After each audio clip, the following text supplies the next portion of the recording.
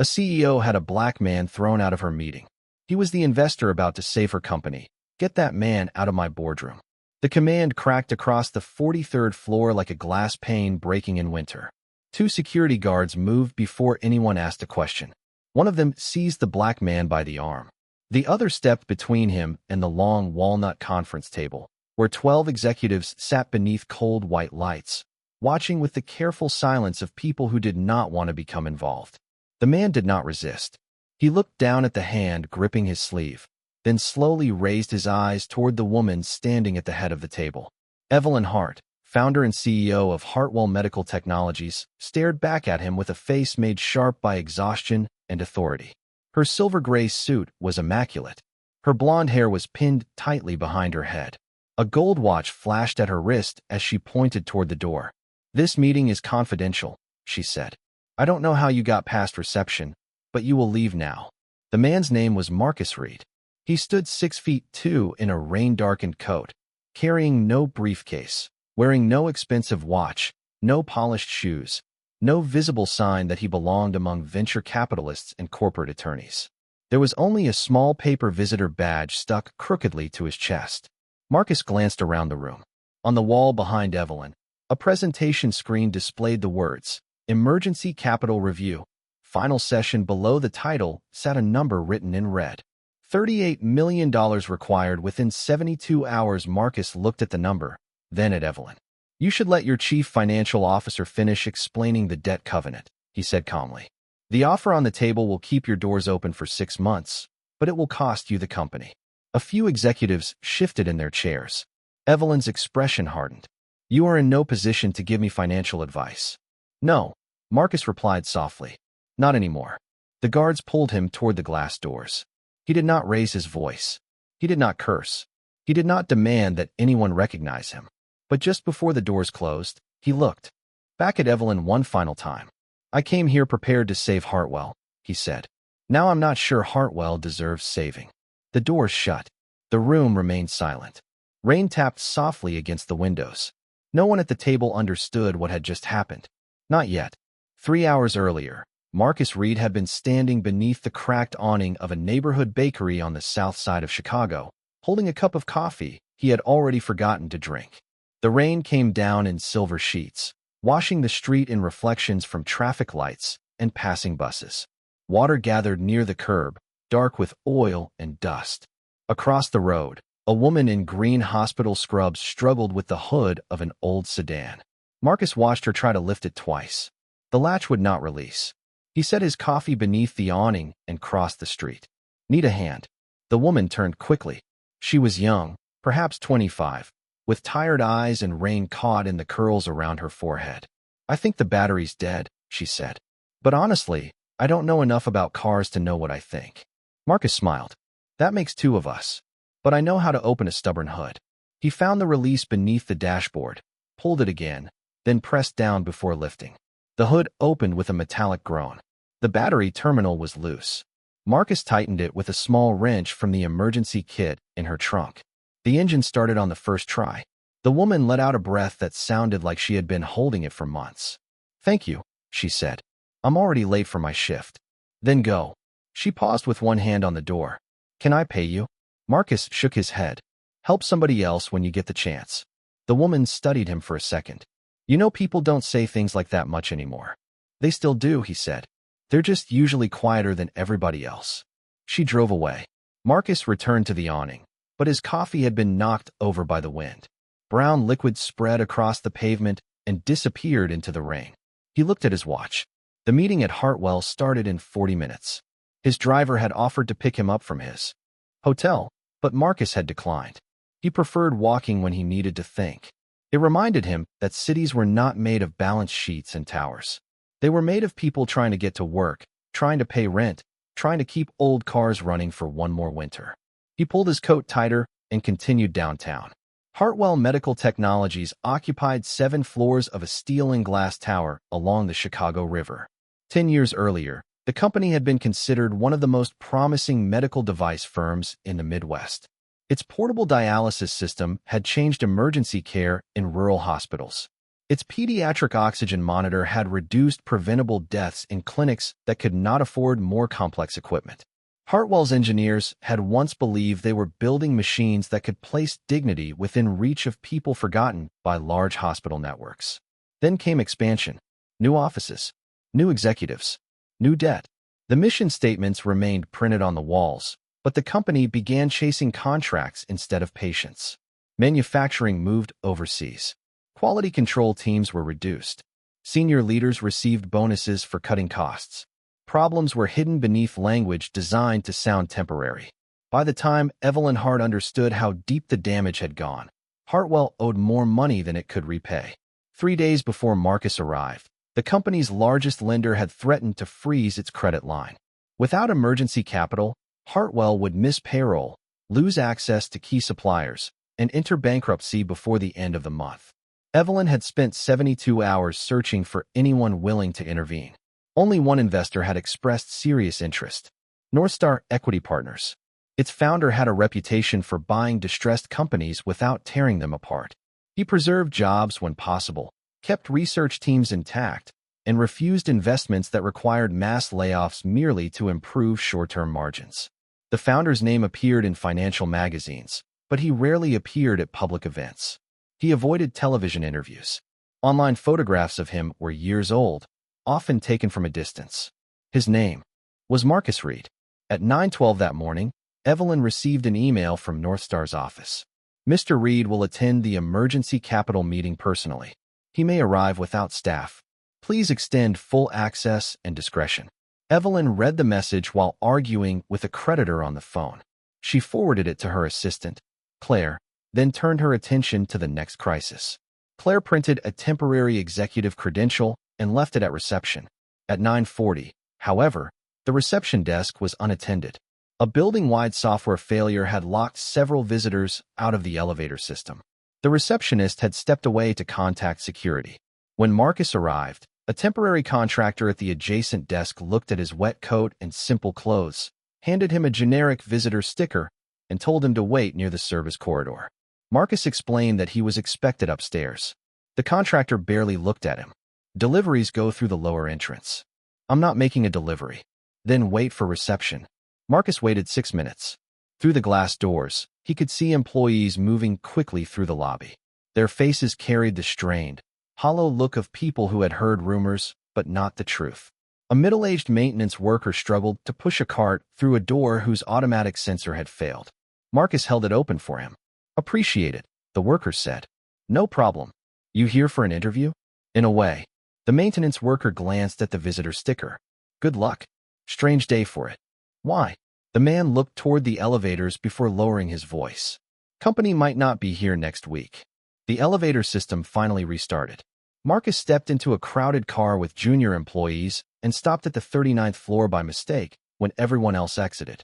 From there, he followed the signs toward executive conference rooms and took a staircase to the 43rd floor. He passed framed photographs of Evelyn ringing the opening bell at the stock exchange, standing beside senators, accepting awards beneath bright stage lights. Near the boardroom entrance, he noticed another photograph. It was older than the rest. Evelyn stood beside a group of nurses at a small rural clinic. She wore no designer suit, only a blue lab coat, and her hair was tied loosely at her shoulders. In the photograph, she was laughing while an elderly black nurse held one of Hartwell's first oxygen monitors. Marcus stopped. That image was one reason he had come. Years earlier, his mother had worked as a respiratory therapist at a county hospital in Georgia. She had used early Hartwell equipment during night shifts when the hospital could not afford newer machines. She had once told Marcus that the best medical technology was not the machine with the highest price. It was the machine that arrived where nobody else wanted to go. His mother died before Hartwell began to decline. When Marcus learned the company was in danger, he saw more than distressed assets. He saw a mission that had lost its way but might still be recovered. Inside the boardroom, Evelyn was listening to a proposal from Calder Voss, managing partner of Voss Meridian Capital. Calder sat to her right in a dark navy suit. His cuff links bore the initials of his firm.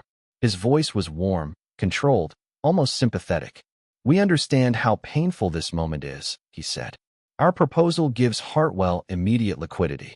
38 million wired before close of business tomorrow.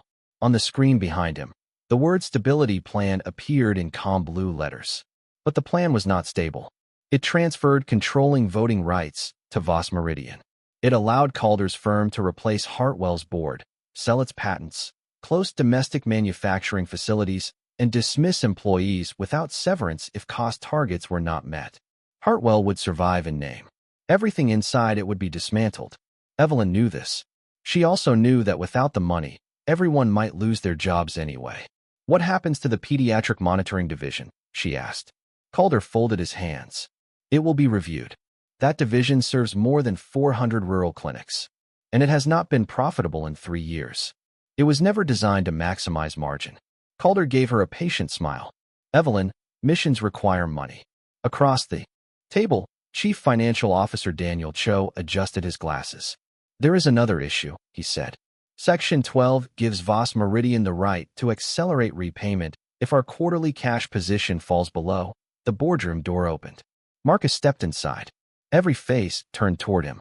He looked first at Daniel, then at the agreement displayed on the screen. Finish that sentence, Marcus said. Daniel blinked. I'm sorry. The cash position covenant. Finish explaining it. Evelyn stood. Who are you?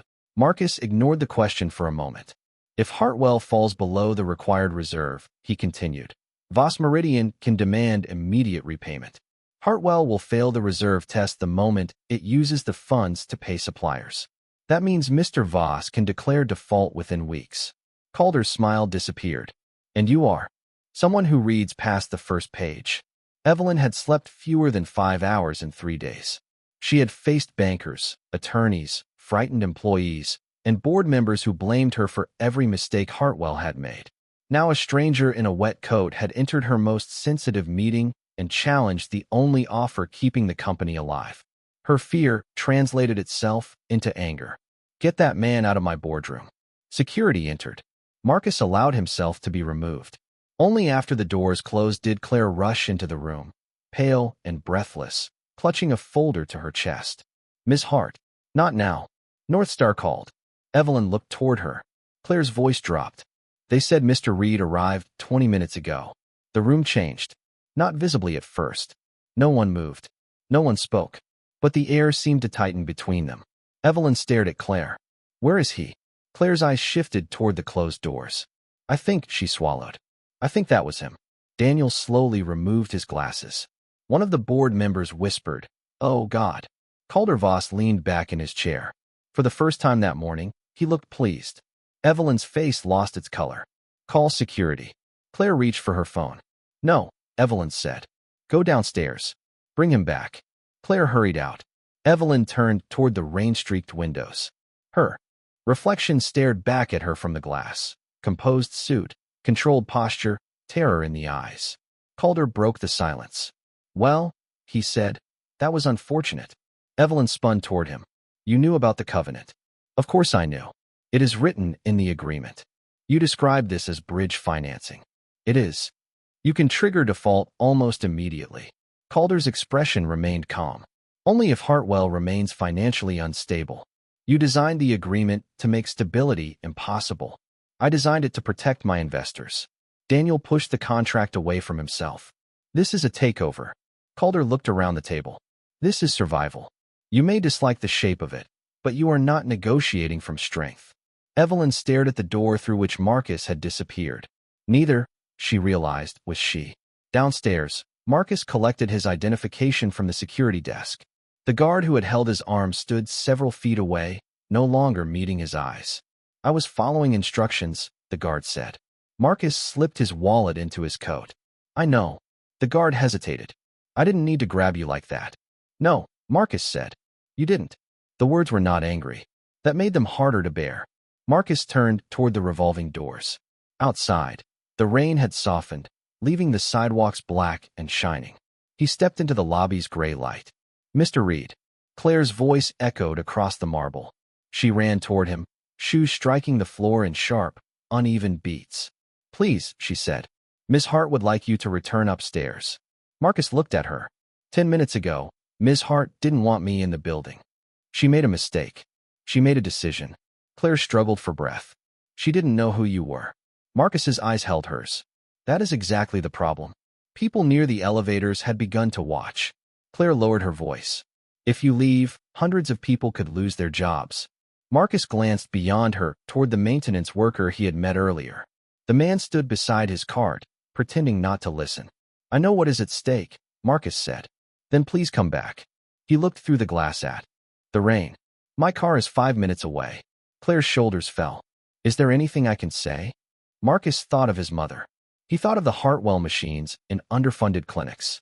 He thought of engineers whose work still mattered and warehouse employees who had no control over what happened in executive rooms. Then he thought of Evelyn's finger pointing toward the door. Yes, he said. Tell your CEO that I will meet her at Northstar's office at 4 o'clock. Alone. Claire nodded quickly. I'll tell her. And tell her not to come with a speech. What should she bring? The truth. At 3:55, Evelyn Hart entered the lobby of Northstar Equity Partners. There was no gold lettering, no marble fountain, no wall of awards. The office occupied a restored brick building near the river, with exposed beams, warm wooden floors, and photographs of factories, clinics, farms, and small businesses along the hallway. Most of the people in the photographs were not executives. They were machinists, nurses, teachers, construction workers, restaurant owners, laboratory technicians. People standing in places where work happened. Evelyn carried no legal team and no presentation. She had removed the gold watch because it suddenly felt too bright. A receptionist led her into a conference room where Marcus sat beside a window. His wet coat was gone. He wore a simple charcoal suit over a white shirt with no tie.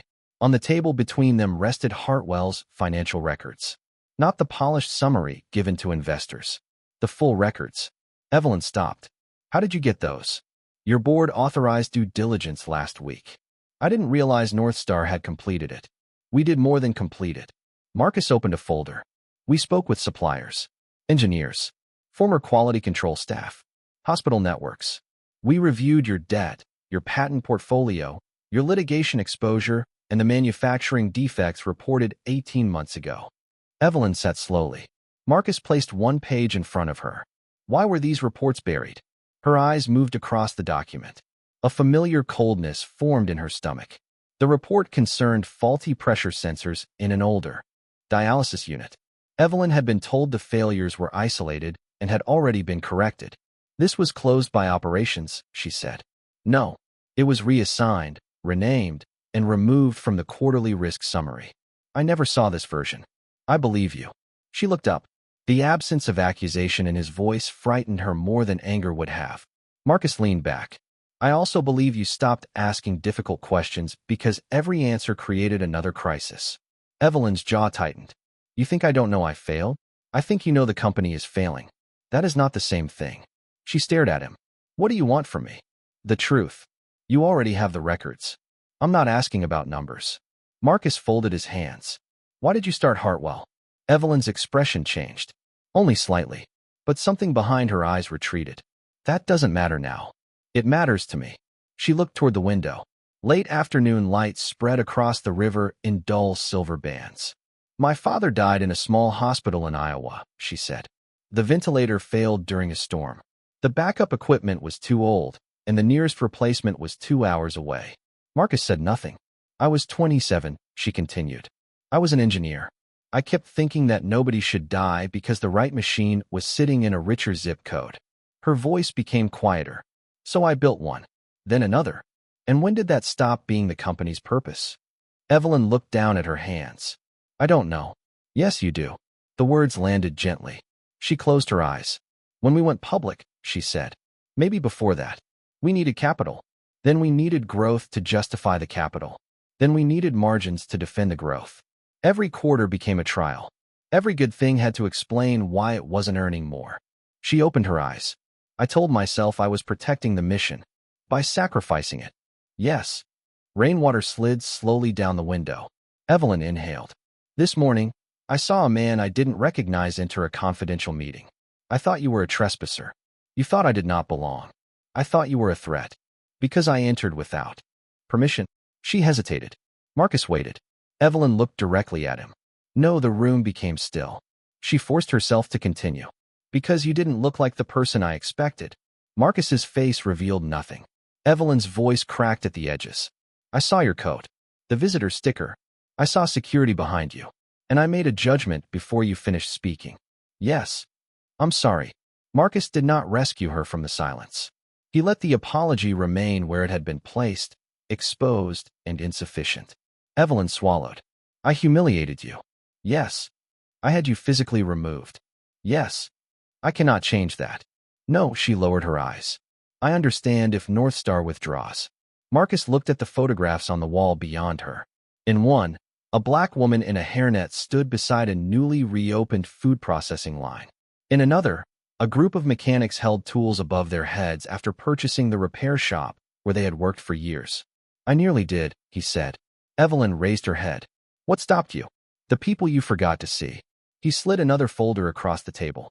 Inside were employee profiles, not resumes. Stories. A biomedical engineer named Priya who had designed a low-cost oxygen sensor after losing her nephew to pneumonia. A machinist named Louise who had worked at Hartwell for 22 years. A warehouse supervisor named Denise who organized food deliveries for employees during the pandemic. A young quality technician named Andre who had repeatedly warned management about the pressure sensor failures. Evelyn stopped at Andre's page. He was dismissed, she whispered. For insubordination. Her shoulders stiffened. Who authorized it? Your chief operating officer. I approved the restructuring list. You did. She closed the folder. What are you asking me to do? Marcus stood and walked toward the window. North Star is willing to invest $42 million. Evelyn stared at him. The number seemed impossible. That covers the emergency requirement, he continued, stabilizes supplier payments, and preserves the pediatric division for at least 3 years. Evelyn rose slowly. What percentage? 31. Board. Control. 2 seats. You keep your position. She searched his face. There must be conditions. There are. He returned to the table. The chief operating officer resigns. The current audit committee is replaced. All suppressed safety reports are disclosed to regulators and hospital partners. Employees who raised valid concerns are offered reinstatement or compensation. Executive bonuses are suspended until Hartwell returns to positive cash flow. Evelyn nodded. All reasonable. I'm not finished. Marcus placed a final document in front of her. A worker council receives 1 voting board seat. Rural clinic commitments become protected obligations, not charitable options. No facility closes for 24 months without an independent review of community impact. Evelyn read the page. This will make restructuring slower. It will make it human. Our creditors may object. They can object to me. She looked at him. And your final condition? Marcus held her gaze. Tomorrow morning, you will address the entire company. What do you want me to say? The truth. Evelyn's mouth tightened. About the finances? About everything. Her eyes flickered. You want me to tell them what happened in the boardroom? Yes. That would destroy their confidence in me. Marcus's voice remained calm. Confidence built on concealment is already destroyed. They simply do not know it yet. Evelyn looked back at the document. If I refuse. North Star walks away. The sun had nearly vanished behind the buildings. A strip of amber light rested across the table, touching the edge of the agreement. Evelyn picked up the pen. For years, signatures had felt like acts of control. This one felt like surrender. She signed. The following morning, more than 800 Hartwell employees gathered inside the company's manufacturing atrium. Workers stood between assembly lines and equipment bays. Engineers leaned against railings above the floor. Office staff filled the staircases. Others watched through live video from facilities in 3 states. The room smelled faintly of machine oil, coffee, and rain carried in on wet coats. A temporary stage had been placed beneath the company's oldest sign. Technology within reach. The words had faded over time. Evelyn stood behind a microphone. Marcus waited near the back of the atrium, beside the same maintenance worker he had met in the lobby. No one had introduced him. Evelyn looked across the crowd. She saw anxiety in their faces. Anger. Suspicion. The fatigue of people who had spent weeks wondering whether executives were making decisions that would erase their lives. She unfolded a prepared page. Then she set it aside. Hartwell was 72 hours from losing access to operating capital. She began. A murmur moved through the room. We did not tell you because I believed secrecy would prevent panic. In reality, it protected leadership from accountability. The room quieted. Yesterday, I considered an investment offer that would have kept Hartwell open temporarily, but stripped the company of its patents, closed facilities, and eliminated jobs. Several workers exchanged glances. A man entered that meeting and warned us about the agreement. I did not listen to him. Evelyn paused. I looked at him, decided he did not belong, and ordered security to remove him. A deeper silence followed. Evelyn's hands trembled against the podium. She did not hide them. That man was Marcus Reed, founder of Northstar Equity Partners. He was also the investor who had come prepared to save this company. Faces turned toward the back of the atrium. Marcus remained still. Evelyn continued. My decision was not simply a misunderstanding. It was prejudice. It was arrogance. And it was an abuse of authority. Near the front, Daniel Cho lowered his head. I apologized to Mr. Reed privately. I am apologizing publicly because the harm was public. Evelyn stepped away from the microphone and turned toward Marcus. I am sorry. No music played. No one applauded. The only sound was the low hum of ventilation fans high above the assembly floor. Marcus walked toward the stage. His steps echoed against the concrete. When he reached the microphone, Evelyn moved aside. He looked across the employees. I accepted her apology, he said. A few people shifted. I did not accept it because what happened was small. I accepted it because accountability has to lead somewhere, or it becomes another performance. Evelyn looked at him. Marcus continued. Northstar will invest $42 million in Hartwell. The atrium erupted. Some people gasped. Others covered their mouths. A woman near the assembly line began to cry. Two men in work jackets gripped each other's shoulders. Marcus lifted one hand, and the room gradually settled. But money will not save this company by itself, he said. A company is not saved when its name survives. It is saved when its purpose survives. He looked toward the faded sign above the stage. Hartwell began with a promise that good medical technology should reach people who are usually asked to wait. That promise was weakened by fear, ambition, and silence. His gaze moved through the crowd. Silence from leadership. Silence from boards. Silence forced upon employees who saw danger and were told to protect the company by hiding it. Near the side wall, a young black man stood with his arms crossed. Andre Lewis, the dismissed quality technician. Marcus had invited him personally. Evelyn saw him. For a moment, she could not breathe. Marcus gestured toward him. Mr. Lewis warned Hartwell about a safety failure. He lost his job for telling the truth. All eyes turned. Andre did not smile. Evelyn stepped back to the microphone. Mr. Lewis, she said, her voice unsteady. You were right. You should have been heard. Andre's jaw tightened. I had reports. I know. I sent them 6 times. I know. Patients could have been hurt. Yes. The exchange was short. Each word carried the weight of all the ignored messages between them. Evelyn looked at the crowd. Hartwell is offering Mr. Lewis reinstatement as Director of Independent Product Safety, reporting directly to the board. Whether he accepts is his decision. Andre looked at Marcus, then at the employees around him. I'll accept, he said, if my team can stop a shipment without asking permission from finance. A nervous laugh moved through the atrium. Evelyn nodded. Agreed. Andre's expression did not soften completely, but he stepped forward. The applause began near the manufacturing line. It spread slowly at first, then rose through the atrium like warm air. It was not applause for Evelyn. She understood that. It was for Andre, for the workers, for the possibility that truth might no longer require permission. In the weeks that followed, Hartwell changed in ways that could be measured and ways that could not. Calder Voss withdrew his offer and threatened legal action. Northstar's attorneys responded with evidence that his firm had knowingly designed the loan to trigger default. The threat disappeared. Hartwell disclosed the pressure sensor failures. Hospitals were notified. Units were recalled. The process cost millions and drew harsh headlines, but no patients were abandoned, and no records were buried. The chief operating officer resigned. 3 board members followed. Andre returned with a safety team composed partly of former line workers and field technicians. The first time he stopped a shipment, production executives protested that the delay would cost nearly $200,000. Evelyn approved the stop within 9 minutes. The defect was real. At the next company meeting, she did not congratulate herself for listening. She thanked the technician who had noticed the irregularity. The new worker council elected Denise Porter, a warehouse supervisor with 27 years at Hartwell, to the board. At her first meeting, one director spent 15 minutes explaining why executive compensation needed to remain competitive.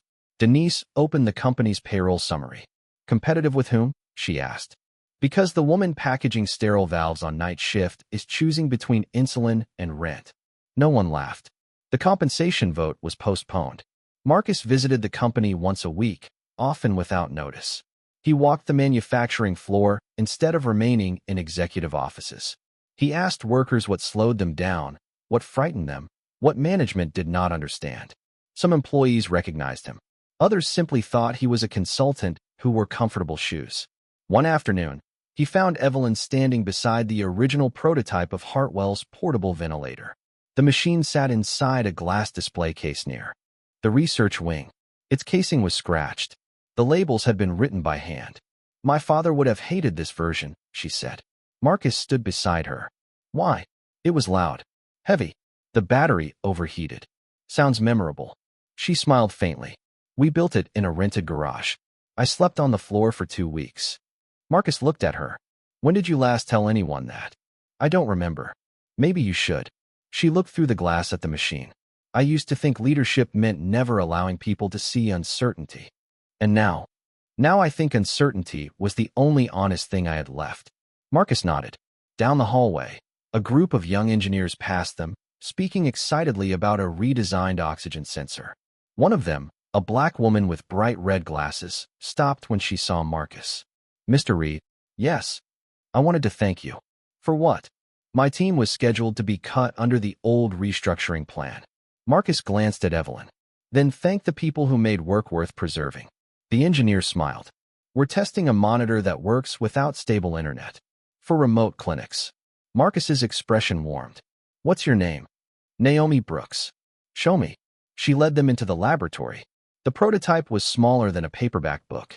Its screen glowed soft green beneath the overhead lights. Naomi explained how it stored patient data locally and transmitted it whenever a connection became available. It could run for 30 hours on one charge. The casing could survive heat, dust, and repeated sterilization. Who asked for this? Evelyn said. Clinics in Mississippi and New Mexico, Naomi replied.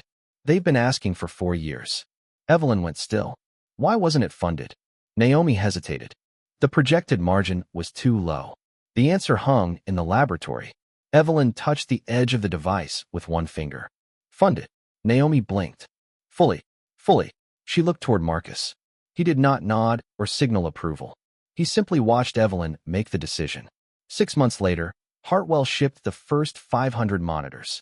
The initial delivery went to rural hospitals in Georgia, Iowa, Mississippi, and New Mexico. Marcus traveled to Georgia for the installation at a county hospital not far from where his mother had once worked. Evelyn came with him. The hospital was smaller than she expected. The paint near the emergency entrance had faded under years of summer heat. Inside, the corridors smelled of antiseptic and old air conditioning. A nurse named Carla led them into the respiratory care unit. We still have one of your early oxygen monitors, she told Evelyn. You do? Barely. Thing makes a noise like a lawn mower, but it refuses to die. They found the old machine in a storage room. The Hartwell logo was scratched, but still visible. Marcus ran his hand over the casing. My mother used one like this. Carla looked at him more closely. What was her name? Lillian Reed. The nurse's face changed. Lillian with the blue glasses? Marcus stared at her. You knew her? Carla laughed softly. Everybody knew Lillian. She trained half the night shift. Marcus looked down at the machine. For several seconds, he said nothing. Carla opened a cabinet and removed an old staff photograph. The edges had curled with age. Lillian stood in the back row, wearing blue glasses and a white uniform, one hand resting on the shoulder of a younger nurse. Carla pointed to herself. She taught me not to panic when machines panic. Marcus accepted the photograph with both hands. The room seemed to narrow around him. Evelyn watched his thumb move across the corner of the picture. This was the man she had thrown out before hearing him speak. Not a symbol, not a rescue, not an investor placed in her path to teach her a lesson. A son, a man carrying the memory of a woman who had spent her life helping strangers breathe. If this moment touched your heart, the narrator might have said, Remember that dignity often enters a room without announcing its title. And sometimes the person we dismiss is carrying the very hope we have been asking for. But inside the hospital, no one said those words. Carla simply placed the old photograph in a protective envelope. "You should keep it," she told Marcus. He shook his head. "It belongs here. She would want you to have it." Marcus looked at Evelyn. Then he accepted the photograph. That evening, a storm passed over the county. Rain struck the hospital windows in soft bursts. The lights flickered once, then steadied. In the respiratory ward, the new Hartwell monitors glowed beside patient beds. Small green numbers rose and fell with each breath. Evelyn stood near the doorway while Marcus spoke with Carla. A young nurse adjusted a sensor on an elderly man's finger. The device gave a quiet tone. No alarm, no panic, just a signal that someone was still breathing. Evelyn stepped into the corridor. On the wall hung a framed statement about the hospital's mission. The glass reflected her face, but she did not stop to read it. She no longer trusted words that had not yet become actions. A year after the investment, Hartwell returned to positive cash flow. There were no extravagant celebrations, no champagne tower, no executive retreat. Employees gathered in the same manufacturing atrium where Evelyn had confessed what happened. The faded sign above the stage had been restored. Technology within reach this time. Denise Porter stood at the microphone. She announced that the company had met its recovery targets without closing a domestic facility. Product safety response time had improved by 60%. The rural clinic division had expanded. Then she announced something Evelyn had not expected. The board had voted to rename the company's employee ethics program. It would be called the Lillian Reed Initiative. Marcus, standing near the back, lowered his head. A photograph appeared on the screen. Lillian in blue glasses, surrounded by nurses. Beneath it were the words, "Listen before authority speaks. Act before silence causes harm." The atrium rose in applause. Marcus did not move toward the stage. He stood among the workers, one hand in his pocket, the other pressed briefly against his mouth. Evelyn walked toward him. For a moment, neither spoke. Then she extended her hand. The first time they had met, she had pointed toward a door. Now her hand remained open between them. Marcus looked at it. Then he took it. There were no cameras close enough to capture the expression on Evelyn's face. No reporters heard what Marcus said. "Next, do not make this about me."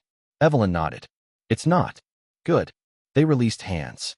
Around them, employees continued applauding as Lillian's photograph glowed above the assembly floor. Later, after the crowd left, the atrium became quiet. Workers turned off the overhead lights one row at a time. Machines settled into silence. Rain had begun beyond the high windows, tracing thin lines down the glass. Evelyn stood alone beneath the restored sign. Near the far doors, a young delivery driver entered carrying a cardboard box. His jacket was wet. A temporary visitor sticker clung crookedly to his chest. A security guard stepped toward him. For half a second, Evelyn felt the old reflex move through the room. The quick judgment, the invisible border between those who belonged and those who needed to explain themselves. She walked across the floor. "Can I help you?" she asked. The driver lifted the box. "Package for research." "I'll show you." She held the door open. He passed through first. Across the atrium, Marcus watched from the shadow of the hallway. He did not smile. He did not need to. Outside, the rain softened against the windows. Inside, the door remained open, warm light spilling across the floor where a man had once been dragged away. And beneath the quiet hum of the building, the company kept breathing. The months that followed became proof that rebuilding trust was far slower than repairing a balance sheet. Every Monday morning, Marcus arrived before sunrise. He never announced himself. Sometimes he entered through the front lobby. Other times he walked through the loading dock, greeting warehouse workers before executives had even parked their cars. He learned names instead of job titles. He remembered birthdays, children's names, aging parents, and the coffee preferences of mechanics who had spent 20 years keeping Hartwell's production lines alive. It surprised everyone. Not because an investor visited the factory, because an investor listened. One cold October morning, Marcus noticed a maintenance technician kneeling beside a conveyor motor with grease covering both sleeves. The older man looked up and laughed. "You're going to ruin those shoes standing here." Marcus smiled. "They're only shoes." The technician shrugged. "Easy to say when you can buy another pair." Marcus crouched beside him. My mother repaired the same pair of work boots for 8 years. The technician stopped tightening the bolt. You serious? Marcus nodded. She said leather deserved second chances. The old man chuckled quietly before returning to work. People noticed moments like those. They spread through Hartwell faster than company newsletters ever had. Meanwhile, Evelyn fought battles that no quarterly report could measure. Every difficult decision reminded her of the woman she had become and the woman she had once hoped to be. Some executives resigned because they disliked the new transparency.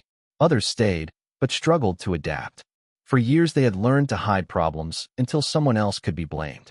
Now every meeting began with the same question. What are we missing? Not, what can we hide? At first the silence felt uncomfortable. Eventually it became honest. One afternoon, Naomi Brooks entered Evelyn's office carrying a damaged oxygen sensor. It failed environmental testing.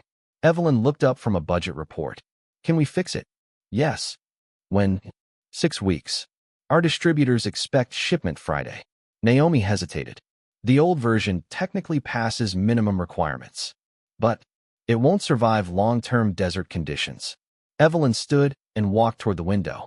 6 months earlier, she would have approved the shipment. She would have promised improvements in the next production cycle. She would have convinced herself that financial survival justified temporary compromises. Now she remembered Andre. She remembered buried reports. She remembered Marcus standing quietly while security pulled him from her boardroom. Delay the shipment. Naomi blinked. The penalty clause is almost $3 million. I know. The board may question it. They can question me. Naomi smiled for the first time since entering the room. I hoped you'd say that. When she left, Evelyn remained by the window. The city stretched below like rivers of glass and steel. Power once meant being the smartest person. Inside the room, now she realized it often meant accepting responsibility before anyone else did. Across town, Marcus received an unexpected visitor. The receptionist buzzed his office. Mr. Reed? Yes. There's someone here asking for you. Name? Calder Voss. Marcus remained silent for several seconds. Send him in. Calder entered wearing the same confidence that had once filled Hartwell's boardroom. But today the confidence looked rehearsed. He carried no assistants. No lawyers. Only a leather portfolio tucked beneath one arm. You look well, Calder said. Marcus gestured toward the empty chair. I've had worse weeks. Calder sat. Neither man spoke immediately. Outside, orange leaves drifted across the sidewalk below.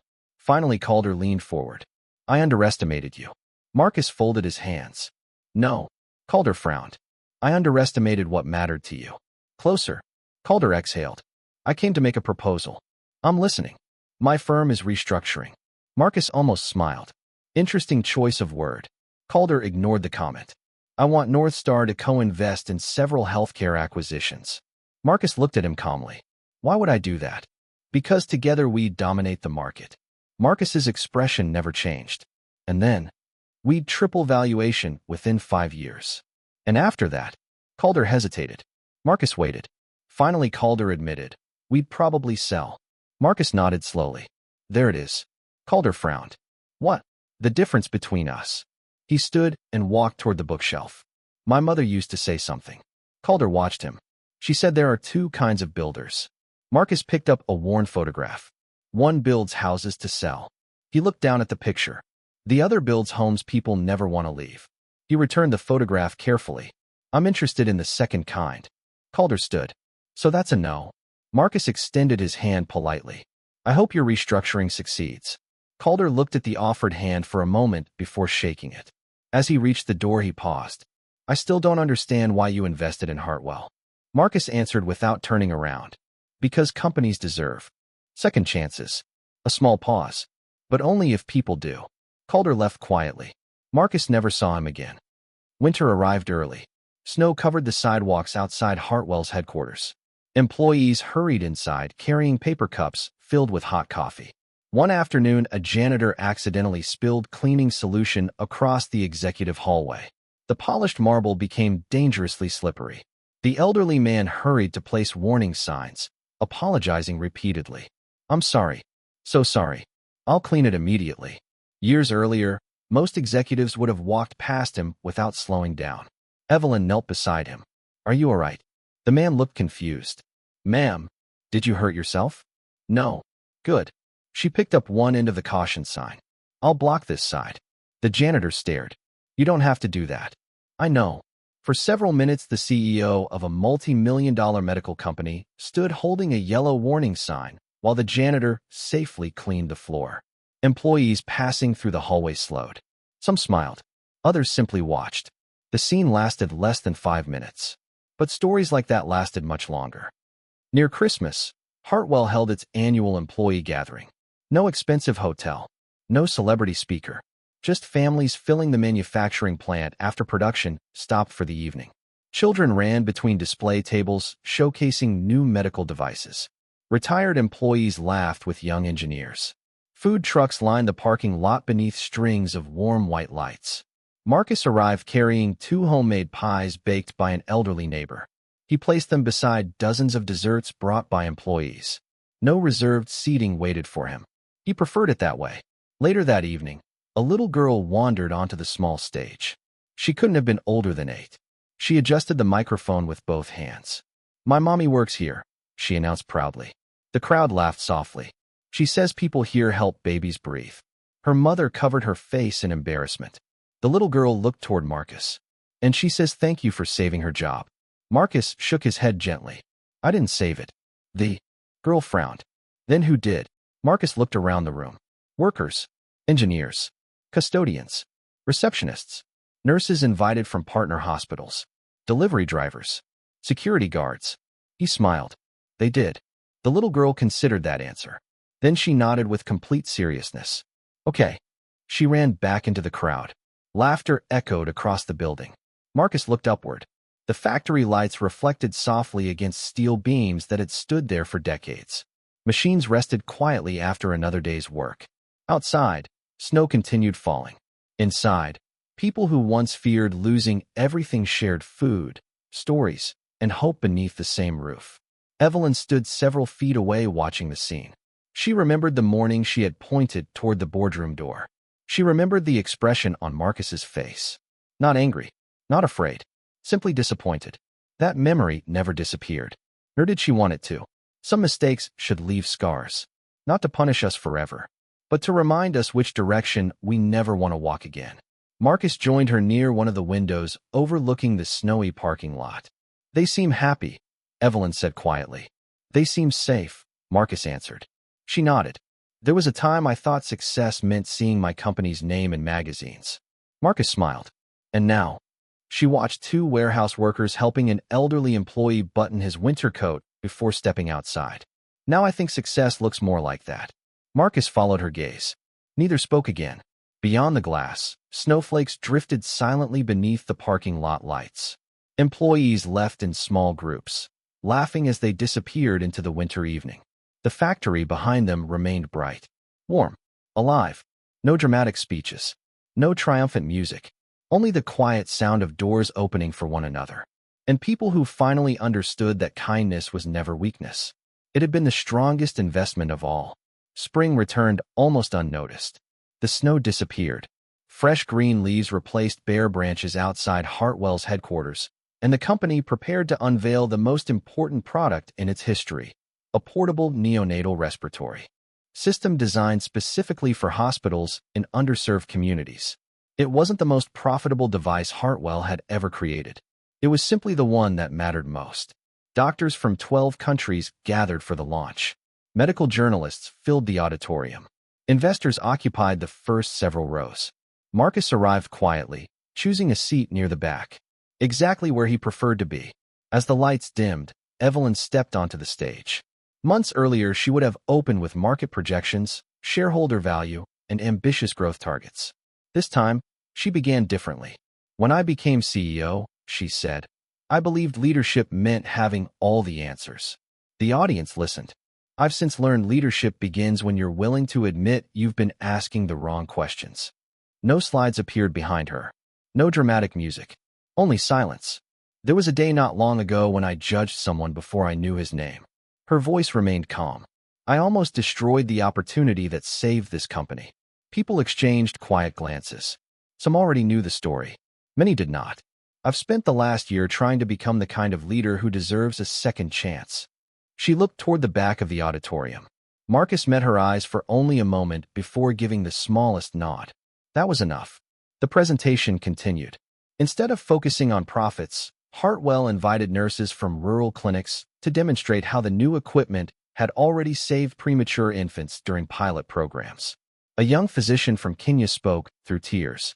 In our hospital, she said softly, we used to pray the electricity wouldn't fail. She placed one hand on the portable machine.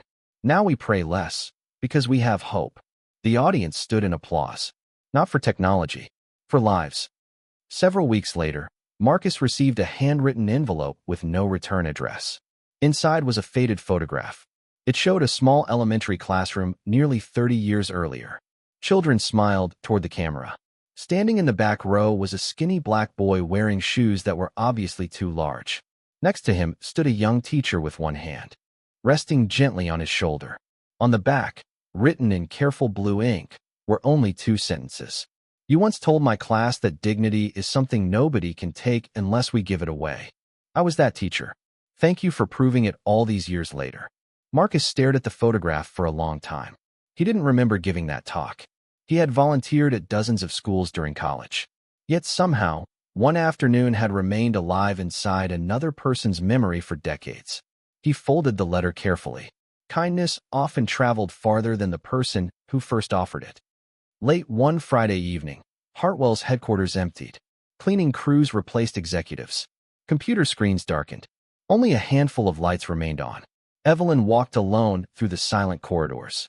She stopped outside the same boardroom where everything had begun. The polished wooden doors reflected the hallway lights. She reached for the handle, then paused. For several seconds, she simply stood there. She could almost hear it again. The sharp command. Remove him. The footsteps. The uncomfortable silence. The elevator doors closing. She finally entered. The room looked ordinary. Just a table. Chairs. Glass walls. Nothing inside suggested that one careless decision had changed so many lives. She sat in the chair at the head of the table. Not as the CEO. As the woman who had once believed authority excused arrogance. The room remained silent. Sometimes silence judges us more honestly than people ever could. On her way out of the building, Evelyn noticed a young intern sitting alone in the lobby. His shoulders were tense. A stack of presentation folders rested beside him. You all right? She asked. The young man stood so quickly, he nearly dropped everything. Yes, ma'am. She smiled gently. That wasn't a very convincing answer. He laughed nervously. It's my first board presentation on Monday. And I'm terrified. She sat beside him. I was too. He looked surprised. You? The first time I addressed a board. I thought one mistake would end my career. What happened? I made 3 mistakes. He blinked. They still promoted me. The intern laughed. Then his smile faded. What if they think I don't belong there? Evelyn answered almost immediately. Belonging isn't something powerful people give you. She looked toward the boardroom doors down the hallway. It's something you carry with you. The young man nodded slowly. He didn't know why those words felt so personal. She did. A year after Marcus's first visit, Hartwell Foundation opened its 100th neonatal care center. No ribbon-cutting ceremony. No television cameras. Only local nurses, volunteers, and families gathered beneath a modest white tent outside a small regional hospital. Children chased each other across the grass, while doctors unloaded equipment from delivery trucks. Marcus watched quietly as a newborn's grandmother approached him. She held an infant wrapped in a pale blue blanket. This is Daniel, she whispered. He wasn't expected to survive. Marcus gently touched the baby's tiny hand. The infant's fingers wrapped instinctively around one of his. The grip was impossibly small, yet somehow incredibly strong. The grandmother smiled through tears. They told me your investment helped build this place. Marcus shook his head. My investment helped buy equipment. He looked around at the nurses preparing treatment rooms. They're the ones who save children. She squeezed his hand. Maybe, but someone had to believe they could. Marcus looked at the baby sleeping peacefully. For a brief moment, he thought of his mother. He imagined her smile, her tired hands, her quiet voice reminding him that every person deserved to be seen before being judged. He wished she could have witnessed this day. Perhaps she already had. Not through headlines, not through financial reports, but through every life that continued because compassion had defeated pride. Years later, Business schools would study Hartwell's remarkable turnaround. They would analyze investment strategies, corporate restructuring, governance reforms, financial discipline. Case studies would fill hundreds of pages. Charts would explain revenue growth. Graphs would celebrate market expansion. Experts would debate Marcus Reed's brilliant decision. None of those reports would mention the simplest truth. The future of the company had not changed because of a spreadsheet. It had changed because one man refused to answer humiliation with hatred, and because one woman found the courage to let remorse become transformation instead of denial. Some victories never appear on financial statements. They appear in hospital nurseries, factory floors, school classrooms, and in the quiet moments when someone chooses to open a door instead of closing one. Long after the headlines faded, visitors entering Hartwell headquarters noticed a small bronze plaque beside the lobby entrance. It carried no company slogan, no list of executives, no mention of profits, only a single sentence engraved beneath the morning light. Every person who enters this building deserves to be treated with dignity before they are judged by appearance. Employees walked past those words every day. Most barely noticed them, but every once in a while, someone would stop, read them twice, smile quietly, and hold the door open for the stranger walking in behind them. That was how Marcus Reed hoped people would remember his greatest investment, not as the company he helped save, but as the kindness that kept saving people long after the deal was done.